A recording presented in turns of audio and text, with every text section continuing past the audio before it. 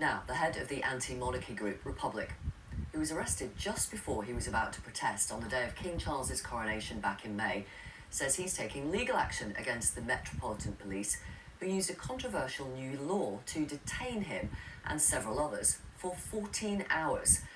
He's Graham Smith, and he's here to tell us why he's taking this action in his first interview about it. First of all, why don't you remind our audience about the circumstances of your arrest on that day? Well, it's quite early in the morning. We arrived at Trafalgar Square. We were met with a fairly frosty reception by the police. That's you in the And that's me there. And yeah, we went back up to meet with the van to unload 600 placards. And we were immediately surrounded by dozens of police officers who were, again, very frosty and hostile, and were asking who we were, what our intentions were. Now, we'd had 4 months of discussions with the police, and we were it was made very clear that everybody else on the ground would have been briefed about who we were and what we were doing.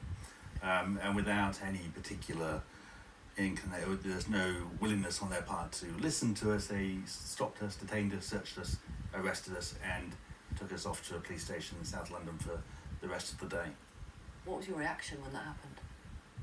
Well, I was shocked because when you have I had 2 sit-down meetings with the superintendent and the Silver Commander for the day, and lots of phone calls and text messages, email exchange, and we were very. So you're saying they knew what you were going to do? Yes. You knew that they weren't going to stop you because you weren't doing anything illegal? We were very explicit about every detail of what we were planning. We gave them a map of where we would be, and on the day there was no basis for any arrest. There was no grounds for suspicion of intent to break the law. We weren't equipped to break the law, and clearly we had no plans to do so, and yet we ended up in a police cell. So the Met said they did a review and they found there was no proof you were planning to lock on. This is this new tactic that was banned under the Public Order Act a few days before the coronation, and literally it is secure yourself, lock yourself to railings or whatever. Is it not possible on that day? We've got massive security in the capital, high-profile politicians, royalty, senior figures from around the world. Those police officers made a mistake. Well, possibly, but I think that's not a mistake they should be making. I mean, they were briefed, and it is not okay to simply arrest people on some vague hunch.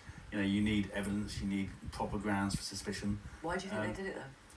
Well, it's very difficult to know, but I suspect that in between the meetings we had and the day itself, there was pressure from above, from senior officers and from government to take a different, more hostile line. Do you have any evidence for that?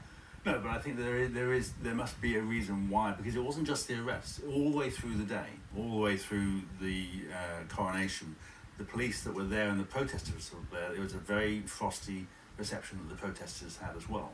So, and it was a continuous process of being hostile towards those protesters. A police officer did knock on your door to apologise. You've rejected that apology. Briefly, why are you taking this legal action? What will it mean if you get your arrest to be deemed unlawful?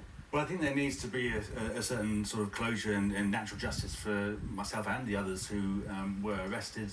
And I think there is a public interest in pushing back on these sorts of excuses that have come from the Met and from other commentators and some MPs who are on the Home Affairs Select Committee, suggesting that there are some kind of reasonable grounds for doing this, even though it turned out to be a mistake. I think we can't allow that to happen.